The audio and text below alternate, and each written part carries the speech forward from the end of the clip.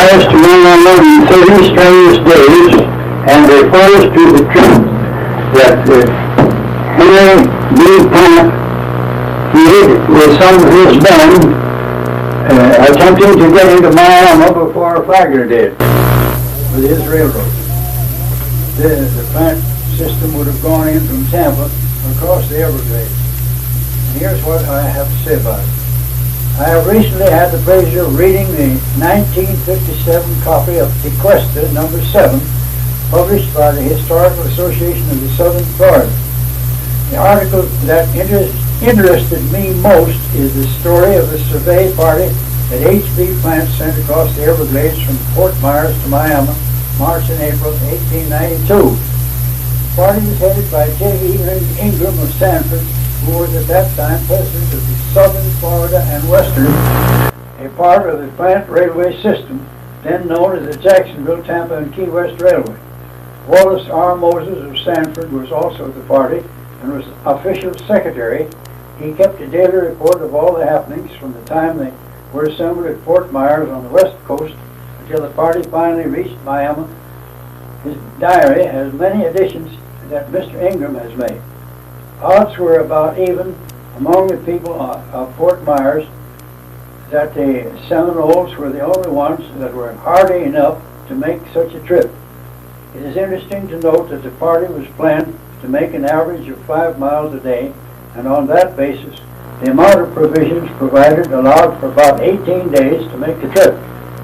The first 2 days exploded that idea, and it was 30 long days of waiting in mud and water before the party of 20 ragged, dirty, half-starved, and almost mutinous men were given all they could eat, a chance to clean up, and a rest in a bed, and a real bed to sleep in at Miami. The writer of that article has gathered his material from many sources and given credit in copious footnotes. Mr. Moses does not skimp matters in telling of the many makeshifts that were resorted to add to their scanty store of provisions. He mentioned that the board life and mud turtles were drawn on for bare subsistence. Mr. Ingram and Mr. Moses were taken into Flagler's Railway and hotel building organization soon after Plant decided that he did not want to build his road across the Everglades. It needs remembering that the railway builders in those days were granted definite state swamplands for every mile of completed railway. Flagler's holdings were a huge acreage, and Mr. Moses was brought to West Palm Beach as manager of the Model Land Company. Ingram was made a very high official in the entire Flagler enterprises. Mr. Moses moved his family from Sanford about the time the Florida East Coast Railway reached West Palm Beach, and was one of the very progressive citizens in helping the newborn town to start off on a sound foundation.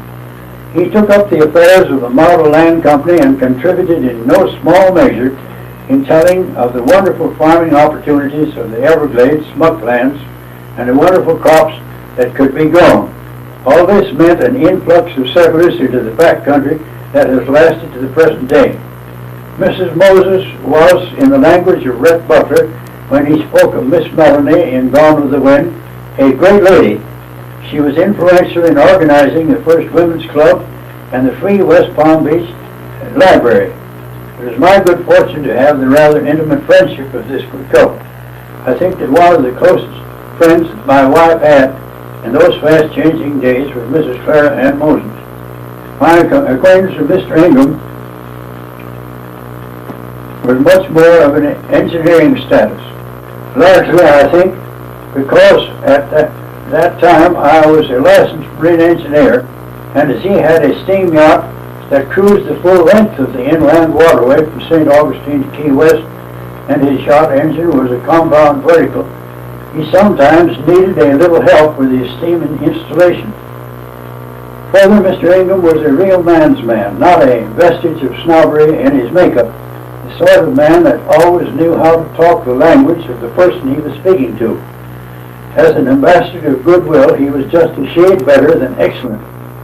These two men stand out among the early developers of the lower East Coast, and I, for one, have not forgotten the fine spirit in which they did their share of the strenuous job that had to be done in those pioneer days. Peace to their ashes. This will be continued by this should be the number 4 record for the 4th record on this particular tape.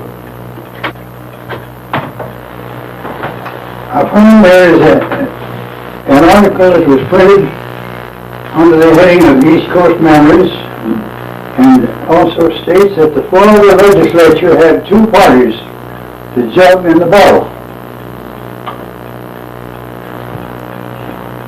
Quoting, O.J. County of the Game Counties had a sterling citizen in the person of Elisha M. Dimick, around whose personality, stories, legend, and his own tales are woven so closely that it is not easy to know just when it is fact or fancy.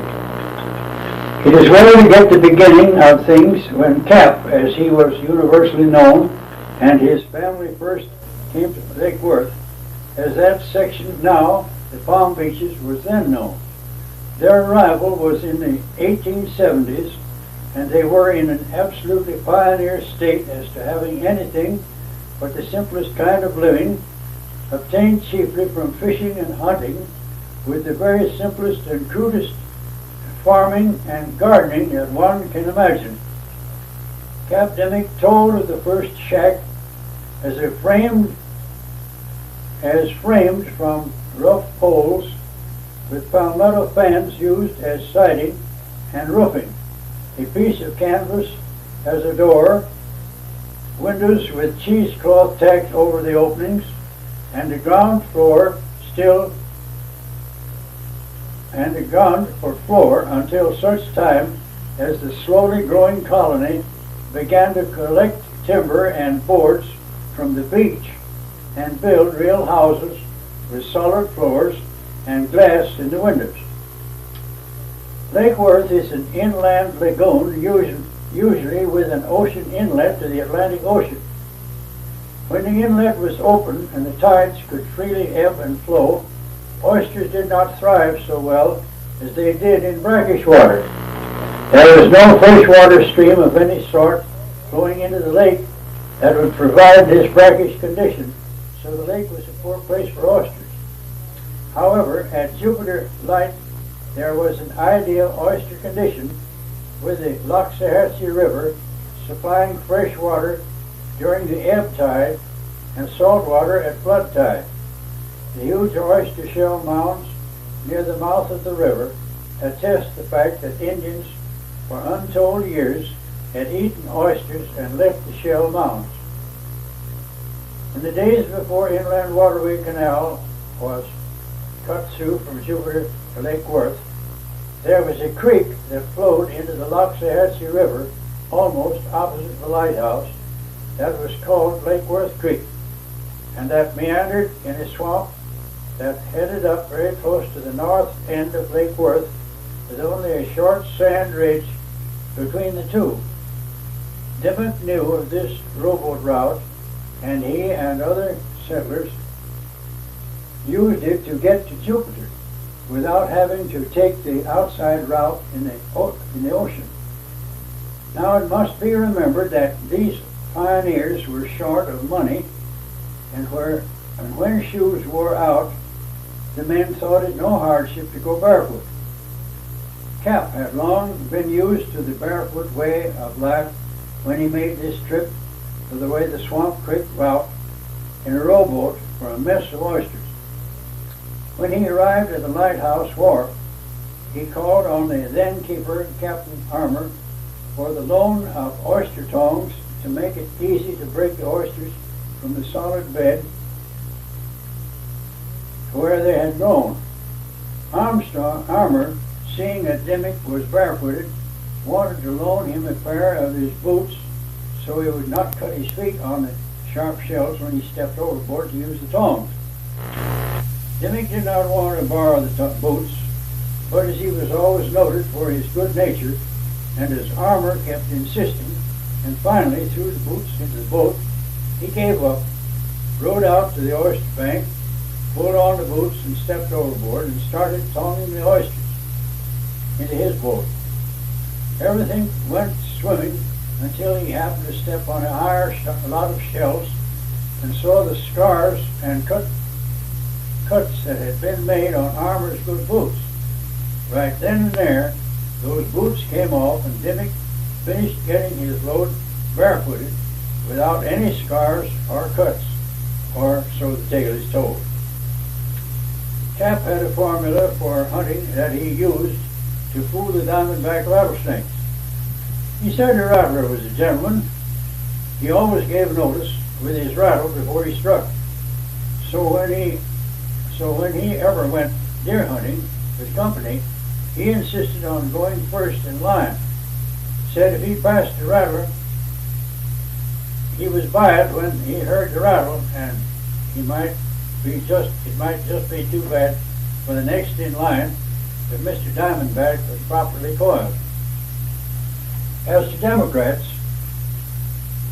I one time asked Cap, after he had been to Tallahassee as our senator, was there any arguing or debating with all the senators and representatives being Democrats? Oh yes, he said, there's a two-party system all right, and each group sticks to his party on every vote that comes up.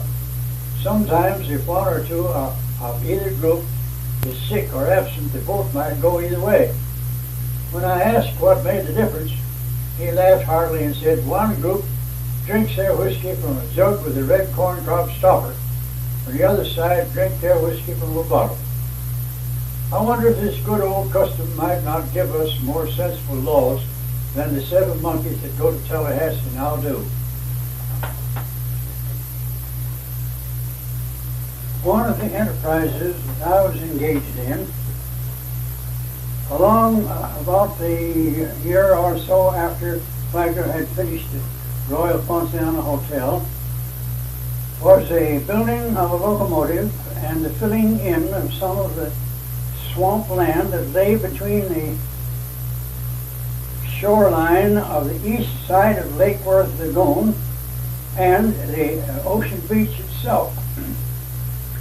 That boggy, marshy piece of ground reached up behind from the southward toward the old inlet until it was perhaps about the Cragen place that had more or less brackish water standing in it because the tide from the inlet, when the inlet was open, would have to traverse a long distance down the lake before it could get to the place where it could come in around the south end of that lake shoreline where it run out, or rather went underwater between the Captain Hammond place and what was known as Pelican Island. Flagler himself utilized the ocean beach sand to fill this same sort of a bog behind the Royal Ponciana, so that there was a golf course could be laid out between it and the ocean beach, and also that it would be easy access to the golf course without having to go around any water hazards, and also a chance to get to the then Breakers Hotel, which was also a frame building that Flagler had been building at the same time the Royal Ponciana was built. Captain Dimmick eventually sold his Coconut Grove Hotel to a man by the name of Commodore Clark, a Pennsylvania man who wanted the hotel building just as it was, but he immediately proceeded to practically make it all over again. And Captain Dimmick himself then moved further south along the lake shore on the Palm Beach side, or ocean side, and built him a new house just south of what had been the Coconut Grove property that he sold to Commodore Clark. Captain Dimmick was a progressive sort of citizen, and he wanted this filled in also. So my father, who was a good mechanic, and myself, we planned with Captain Dimmick to see about filling out land. And here's a little article that I wrote regarding it that was also printed in the Tablet Sunday Tribune. I do not have the date, it's just when it was printed. But it says they built a homemade locomotive. Captain W.H. Sanders of Inverness joins the discussion of pioneer railroad equipment inaugurated by Frog Smith and participated in by many other old-timers. He tells an interesting story of a locomotive assembled by his father and himself to haul filling material to convert a swamp on the east coast into sites for homes, a golf course, and highways. Quotation from my article. I have been much intrigued by the stories of the old logging locomotives that Frog Smith has told from time to time, and in a reminiscent mood, I've been trying to find an old photograph of such a critter that my father and I built at Palm Beach in 1893. This was after Henry M. Flagler had built the first section of the one-time famous Royal Poinciana Hotel at Palm Beach and was grading the land from the hotel towards the ocean beach for the first golf course that Dade County ever had. Captain E.N. Dimmick had sold the Coconut Grove Hotel to Commodore Clark and was having a new house built for himself on land he owned that lay to the south of the old hotel grounds. Captain Dimmick was as progressive as anyone else that lived on the east side of the Lake Worth Lagoon, and decided that he wanted the swamp land between the lake shore and the ocean beach filled in with beach sand so he and his friends could have their own private way to the beach, the same as the Flagler hotel guests had. As I had been in the company employ of one of the early builders of the Lake Worth country, and as my father was a skillful mechanic, we talked with Captain Dimmick as to the chance of signing a contract to do the sand hauling for him, and finally the job was planned, and Father and I sent away for a small return flue boiler that we purchased from James LaFell Company in Pennsylvania, together with a vertical type, upright, 10 horsepower marine engine equipped with a Stevenson reverse gear. While we were waiting for the boiler and engine to arrive, we built 6 side dump cars of our own design, obtaining the wheels and axles as well as the 16-pound steel rails from local dealers in Jacksonville. We built the engine frame of 6 by 8 inch hard pine, mortised and bolted in an oblong square. We had one pair of 24-inch wheels as drivers, rigged on a pivoted 4-wheel and riveted on and rigged a 4-wheel truck under the boiler that would make it easier to run curves and switch points. At first we tried to drive the 2-foot pair of wheels with chain drive, but as we did not have a heavy flywheel on the engine shaft, found we could make a real go of it with a 10-inch leather belt with a belt wheel on the axle of these 24-inch wheels. The total length of track, including 2 loading spurs, was less than a half mile. We ran 3 dump cars in each train and kept 3 at the pit being loaded. Puny affair, I admit, yet we hauled on that one job some 45,000 cubic yards. Today, some of the swanky Gold Coast estates are built on the place that had before that been a soft mud swamp with open water some 250 feet across.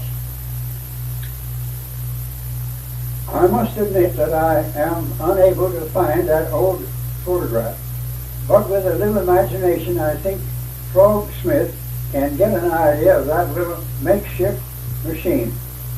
Several years later, Colonel Ed Bradley of the firm of that run the Everglades gambling establishment there at Palm Beaches, and J.J. Ryman, and again Captain Demick, wanted more of that swamp filled in on ground that they owned, and Father and I again took over the contract.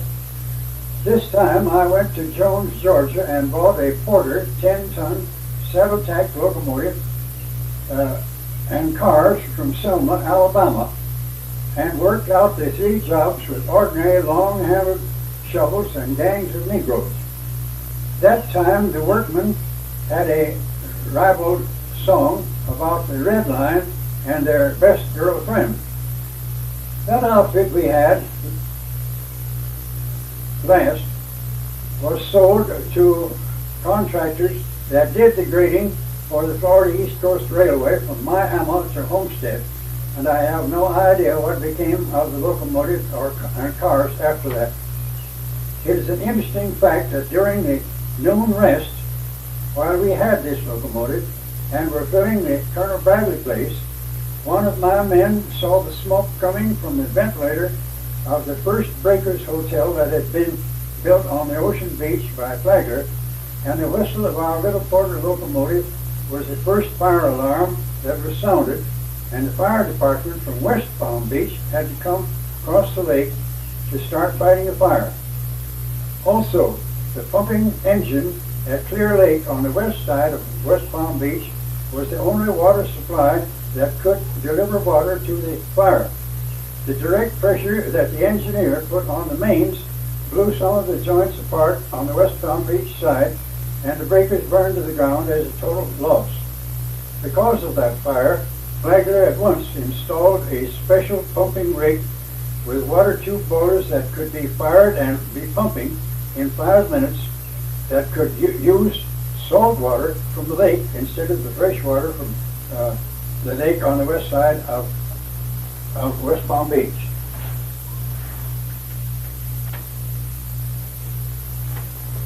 When I sit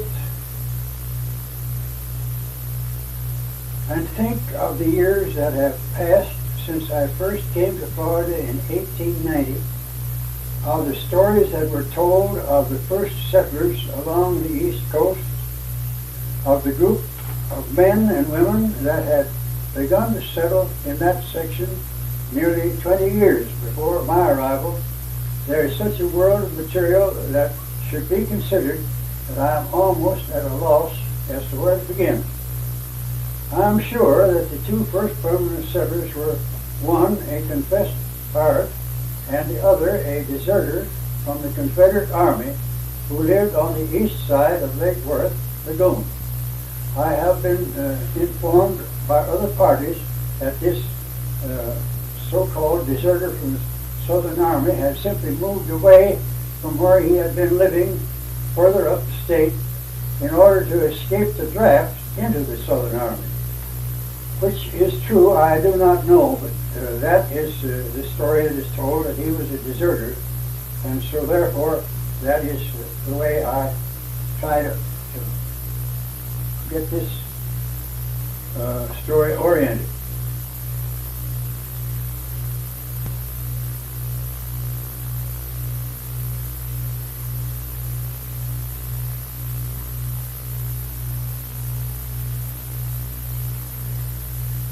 I'm sure, yeah,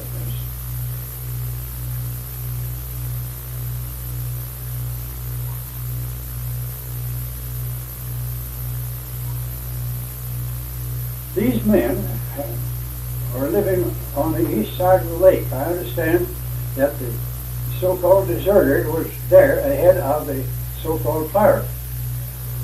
And that the pirate, when this man again returned back upstate, the deserter so-called, moved off of his place, this old pirate moved in.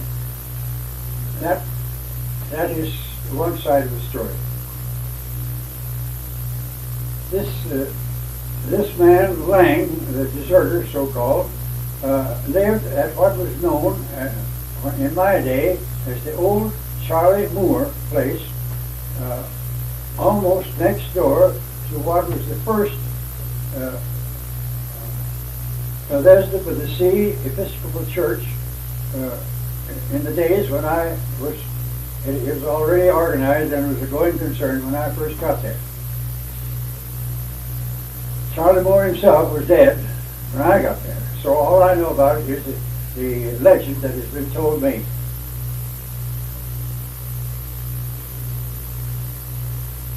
Today, the same named church is located further south and away from the lake shore, almost in the middle of the swampy Palm Beaches city itself, not far from where the original Ponciano Hotel was built by Flagler. The deserter was known only as Lang, and after the war between the states was over, and as he supposed, his desertion was forgotten, and it might be safe to return home, is said to have started north in the early 70s and got as far as the crossing of the Ogallie River on the west side of Indian River, when retribution finally caught up with him, and he was hanged by parties unknown as a deserter. Moore lived well into the early 80s and died in his own bed and was given Christian burial on the plot of land he had lived on as a squatter for almost half a century. One of the men that I knew best was George W. Wait a minute.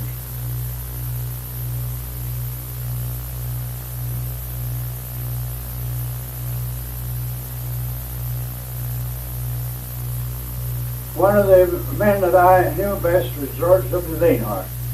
He was one of the master carpenters that had served his apprenticeship for the full 7 years. There are several of the older houses in the Palm Beaches that are testimony to his skill both as a builder and an architect. He broke away from his trade in the early 70s and joined a Coast Geodetic Survey that made the first survey of the lower half of Florida. Lanehart was so pleased with the conditions around Lake Worth Lagoon that he and his brother William left New York State and settled on the east side of the lake, almost directly east of what is now known as Okeechobee Road, a street in West Palm Beach. William had at one time had a small steam sawmill rig, so old-fashioned that the saw was a single blade that worked back and forth quite like a common hand saw does today. I was told that at an early date William had found a huge branched part of the mahogany log on the beach and hauled it overland with ship's tackle to his saw and was able to cut a surface through the cross grain 10 feet in diameter that polished out as the top of a magnificent table showing grain of the 5 branches. This saw of his was a vertical saw operated by a walking beam rig on the style of Claremont's first steamboat engine. George Lanehart was for many years the chairman of the Board of County Commissioners after the county seat had been moved from the Lemon City, Fort Dallas section, where the great city of Miami now sprawls over many thousand acres of land.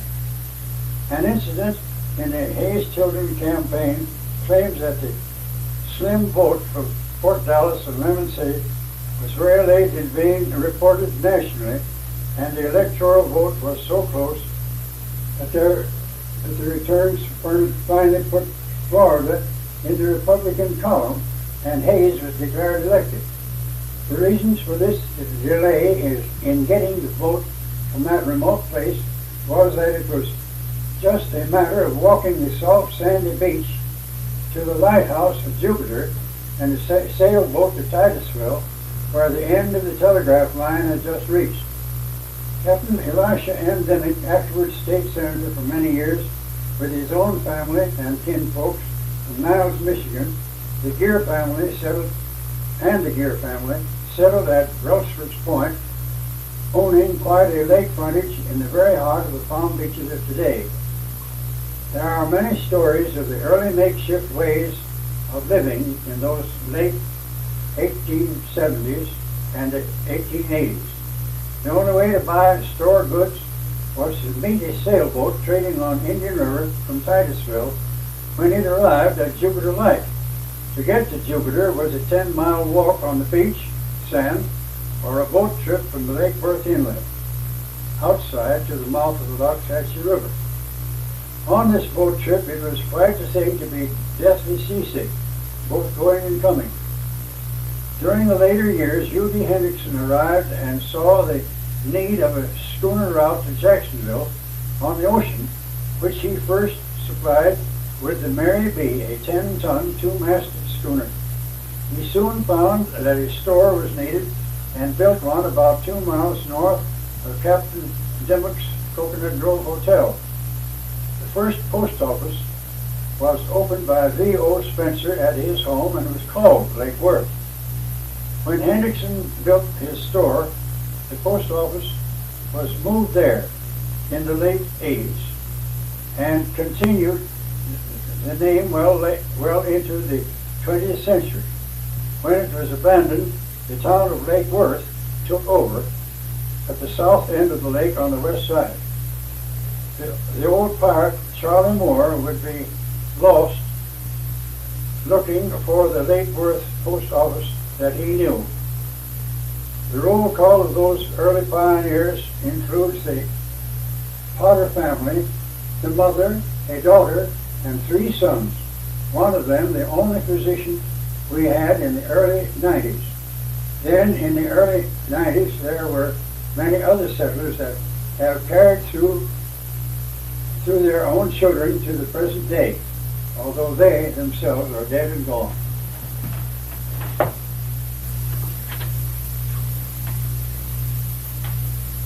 I have told the story of how we built our own locomotive in another tale of the lower East Coast.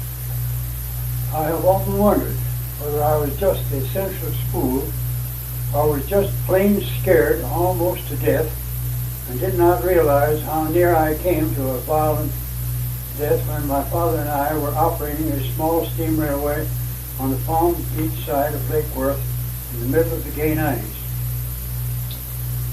Some more explanation of some of our outfit is necessary to tell of my close calls. We really had steel rails and cross ties for the track. Knowing no better, we had bought about a half-mile of rails from Sable Brothers of Jacksonville. The rails weighed 16 pounds to the yard and were intended only for hand-pushed cars with loads of pineapples, which was common practice in the large plantations along the west side of Indian River at that time, as well as it was beginning to be so on the west side of Lake Worth. These fish plates or rail couplings were very light strap iron and would tend to bend in an angle instead of a curve to match the rails, wherever a curve was needed along the track. This bending of the fish plates into an angle was the basis for my adventure. We had ordered some truck wheels and bearings from Tim Murphy, the only founderman in Jacksonville at that time, and built our own side dump cars. At the same time, we built our locomotive on Captain E.N. Dimmick's lot, where we were to fill a swamp between the lake shore and the ocean beach ridge. Our track was laid through an old coconut grove, and the captain did not want a single one cut down of the trees. These side dump cars were built to carry 1.5 cubic yards of sand that weighed, car and all, approximately 2 tons. My father had made a short flat bar of iron fastened to the car and another as a sort of slotted hasp that fitted over the end of a piece of iron on the car body. This second piece was firmly bolted to the underframe of the car. When the car body was pulled flat for filling with sand, these two irons were fitted together and a pin was passed through a hole vertically to keep the hasp from shaking loose and letting the car body loaded with sand dump its load. As the hinge of this car body was off-center a little, the car would tend to dump itself if the latch came unfastened. We had been running for a couple of months before a car had so dumped itself, but there is always a first time. Some way that vertical pin worked out or was never properly put in place. I was driving a locomotive at the time, and as we were crossing the big mud hole, some 400 feet from the coconut grove, I felt the pull of a car dumping its load. I knew at once if I left the car in the dump position, it would hit a coconut tree and tear the whole body to pieces. I imagined I had time to step back over one loaded car and relatch the dump car in regular position and still be able to get back on that engine before the train jumped off into the lake at the end of the track. I did all of this up to the point of stepping from the car next to the engine onto the engine frame. Remember, I have already said the fish plates or rail joints were so light that they would bend in an angle on a curve. We had to brace the engine smokestack with an inch iron pipe that sloped from the stack to a bolt on the end of the boiler next to the trailing dump car. That inch iron pipe was the only handhold I could reach as I started to step on the engine frame. I had reached out with my left hand and grasped that pipe just as the engine wheels struck one of those fish plate angles and made enough of a side jerk that my foot missed the frame. My body dropped against the red-hot boiler and both feet hit the ground astride one of those rails.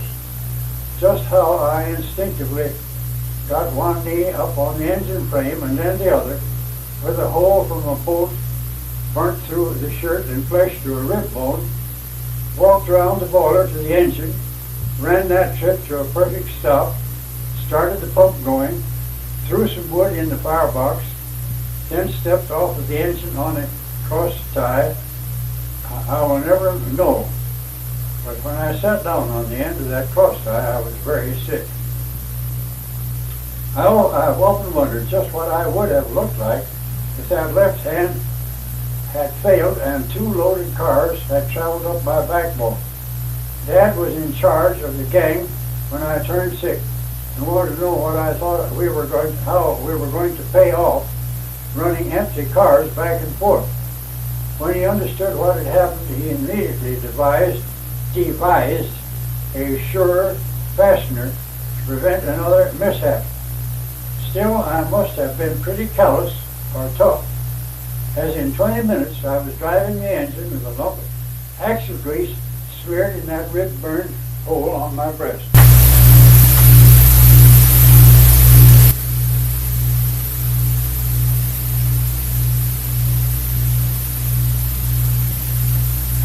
I find another clipping that is printed in a Tampa Tribune, Sunday, April the 26th, 1959, and is headed Old Times on the Gold Coast, referring to the Palm Beaches.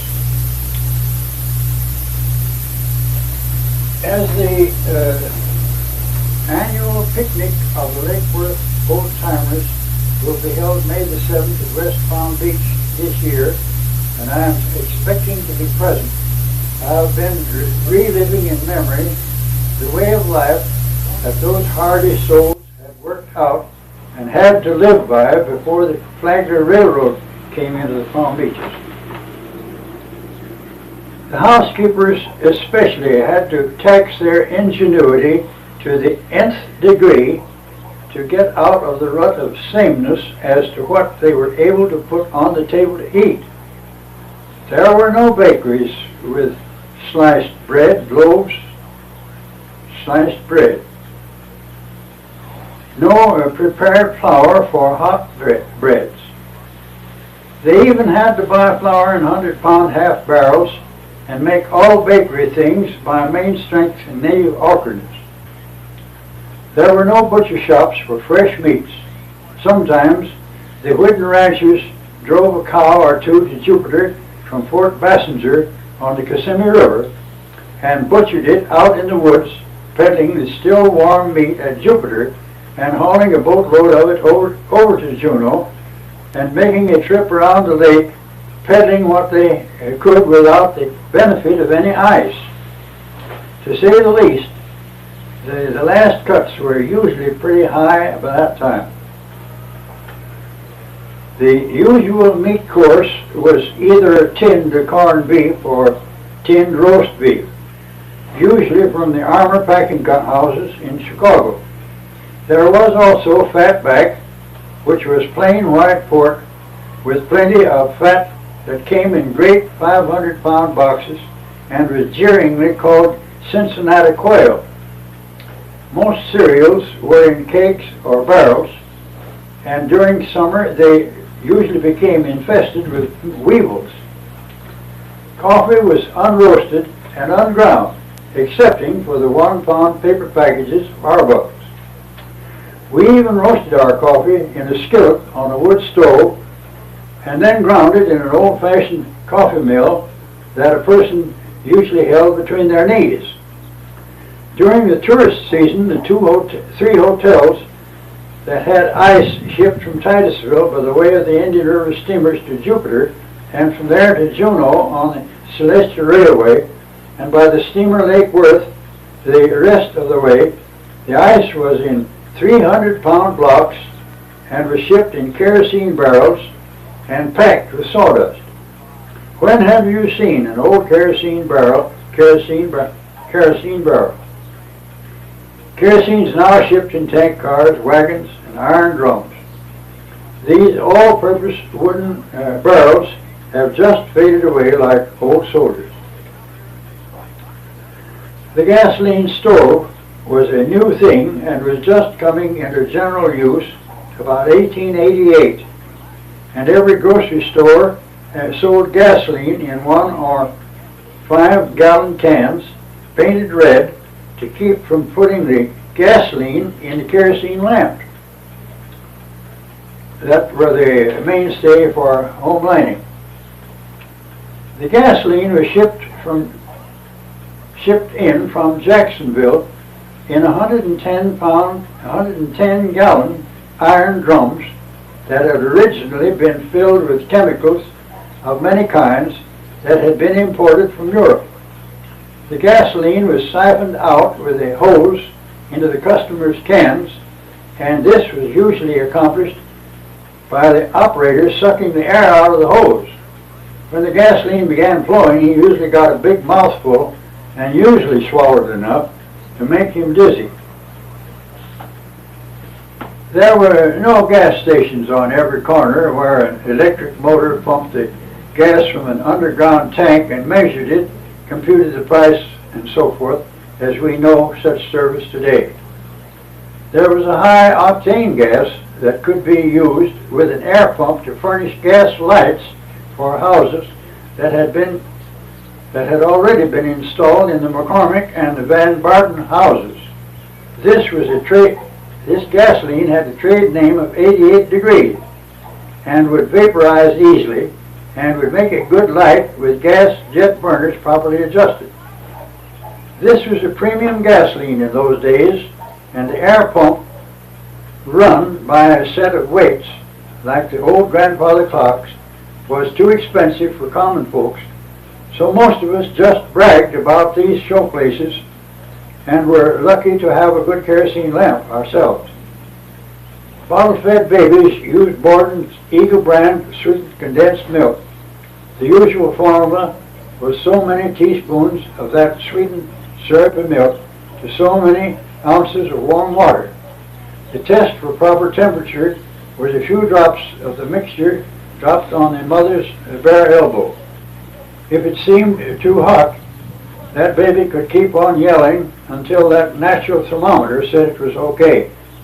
If too cold, the bottle was warmed in a saucepan of hot water. In spite of such crude methods, most of the critters lived. In summer, we used canned butter shipped from Denmark in tightly sealed soldered tin cans or small pails. Everyone looked forward to the first cold spell, as the next schooner from Jacksonville would bring in 50-pound tubs of fresh butter, and we could keep our tub butter fresh longer than we could the Danish kind. As to a fish diet, well, the lake was full of fish. When every other kind of food got too common, fish was the old reliable.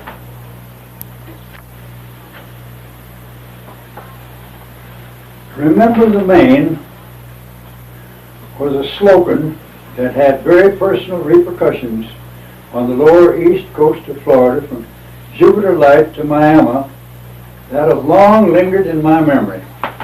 Everyone then living in any of that part of the state was well aware of the dread that was felt at the Spanish Admiral Pascual Cervera y Tapiti with the naval squadron that had sailed from Cadiz, Spain in April of 1898, could easily bombard any town on the Atlantic coast, and naturally we were more anxious the closer we were to the coast of Cuba. The East Coast Railway had just been completed to Miami, and our Army brass had decided that a Miami training camp was for the volunteer regiments that were being recruited. The regiments that were assigned to the Miami area were from Texas, Louisiana, and Alabama. Former West Point men were called back to active duty, and as a natural thing to do, a former general of the Army, afterwards a general in the Confederate Army in the war between the states, General Joseph Wheeler, was put in command of these fire-eating Southerners. The arrival of these volunteer soldiers by the way of the Florida East Coast Railway showed the type of unwhipped cubs that General Joe had to whip in shape as part of an orderly army.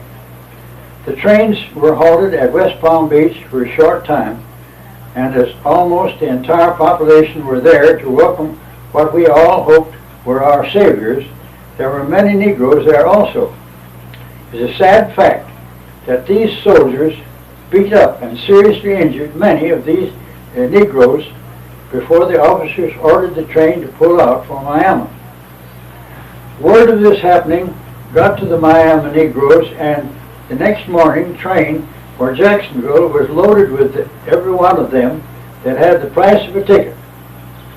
This left all available help that was needed to dig out a drill ground from the jungle, quarry and break up the rough rock of that whole section, and also do all of the necessary drill and camp duties.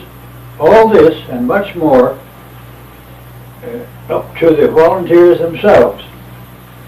Did General Joe see to it that they really had the devil whipped out of them and obedience drilled in?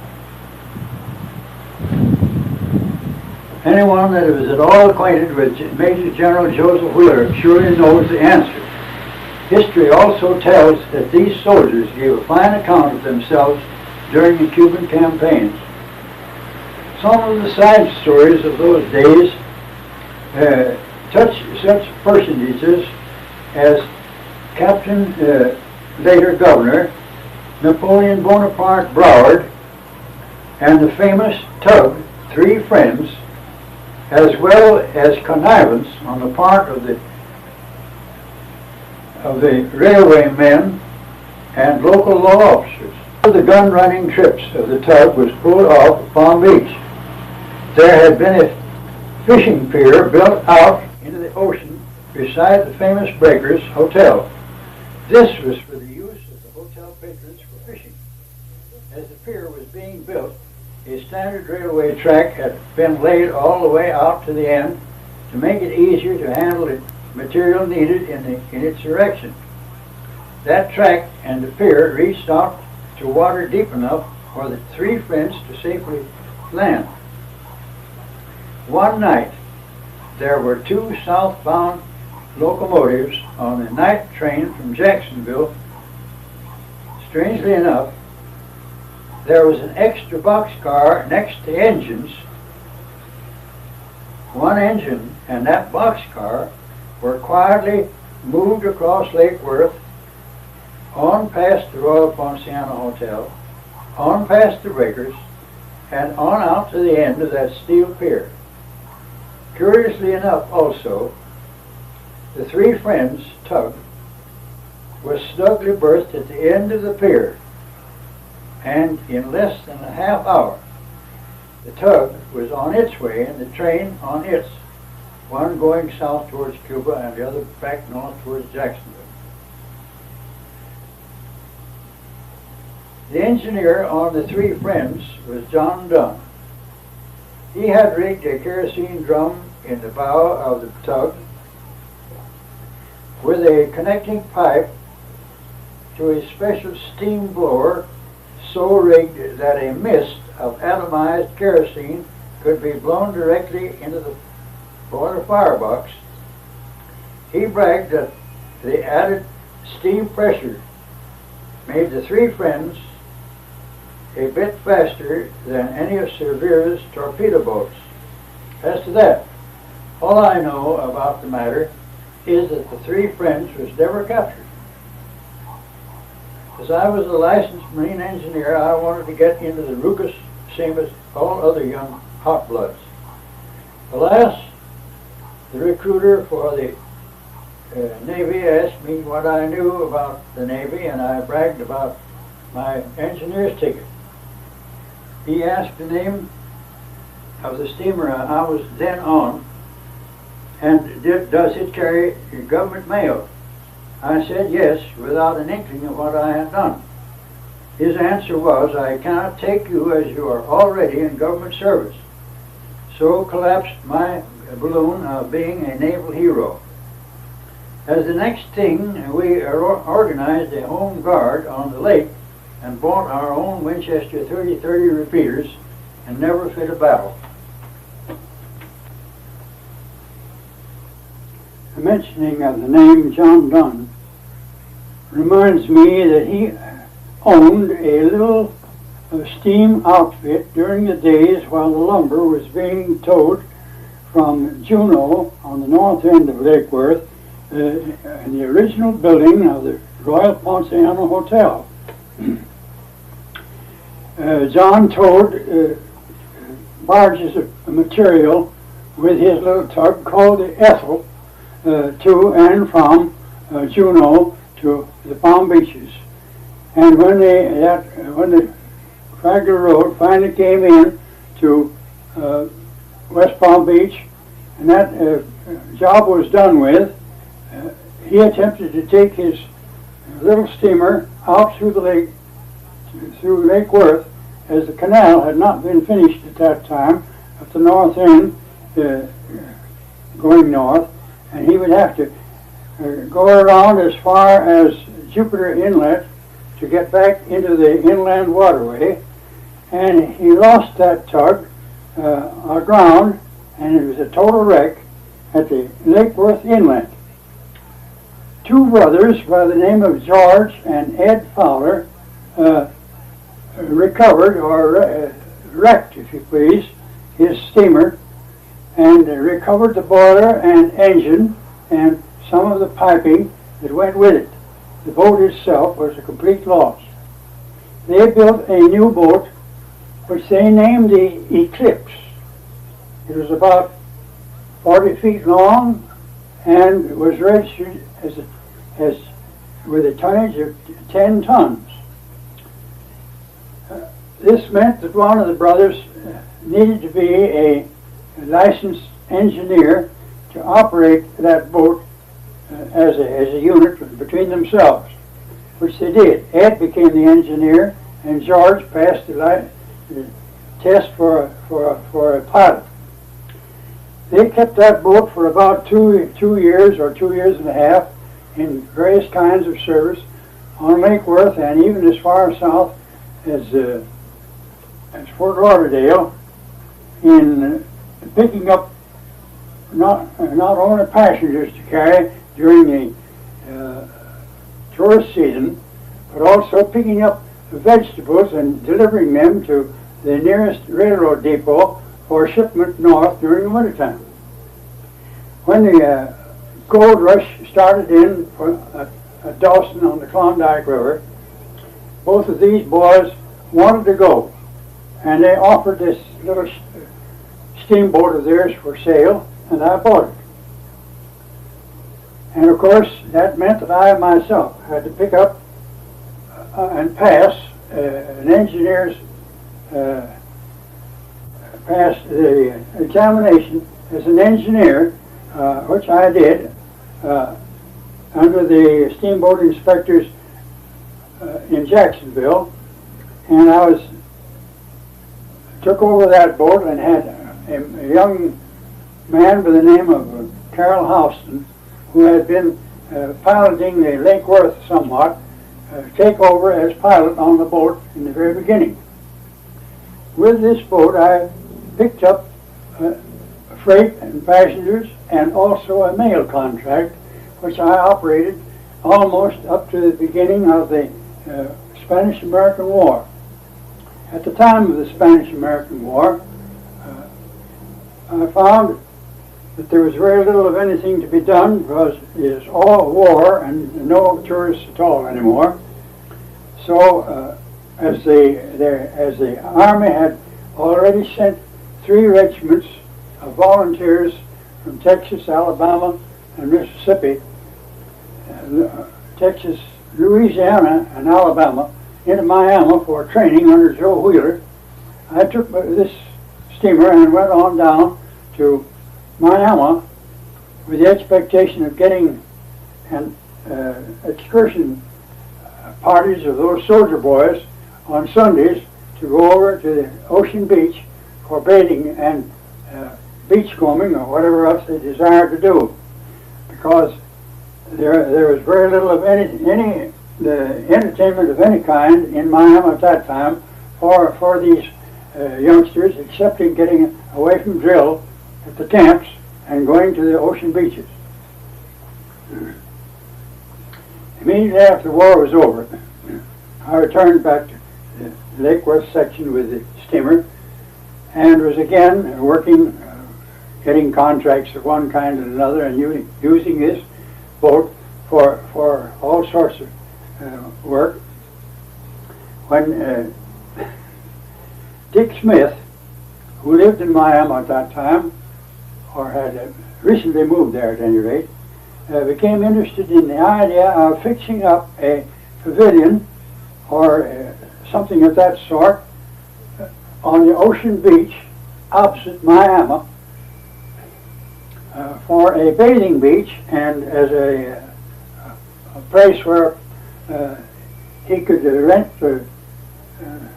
bathing suits, furnish something in the way of light entertainment for his guests, and run a passenger boat back and forth across the lake. He wanted me to bring my boat down there to the Biscayne Bay section and carry his men across and back for morning and evening while that pavilion or casino was being built. And I was again in the Miami section for some little time.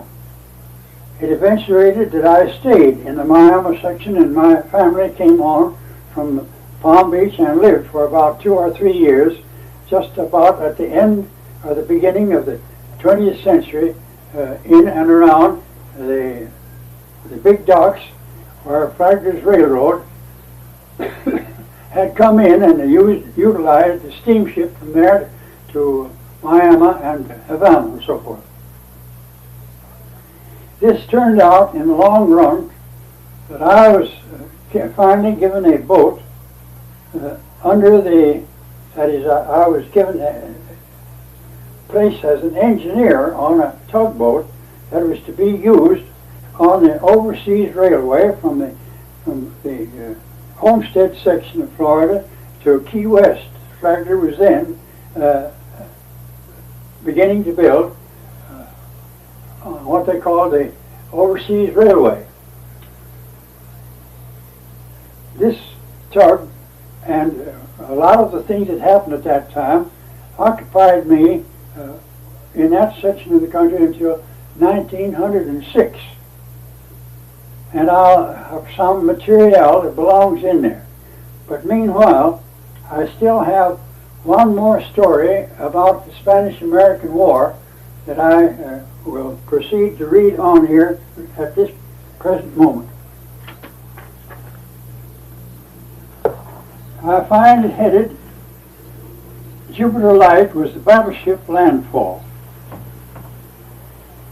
Historic life.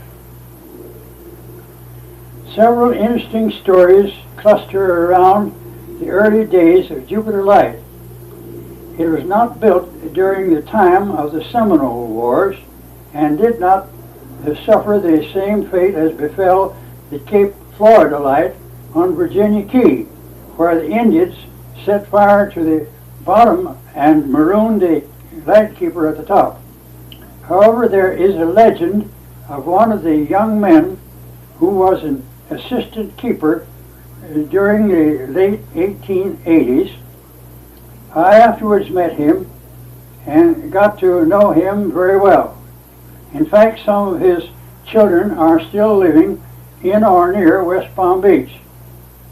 When I asked the oldest daughter if she had ever heard of the escapade of her father, she said it was all news to her, but that she was very much frightened yet for fear her father might even fall even then.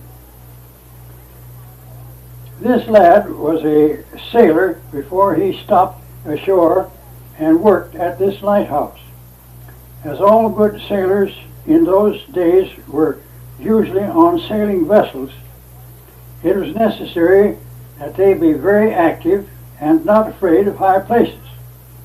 As a natural consequence, when this chap became fairly acquainted with the duties required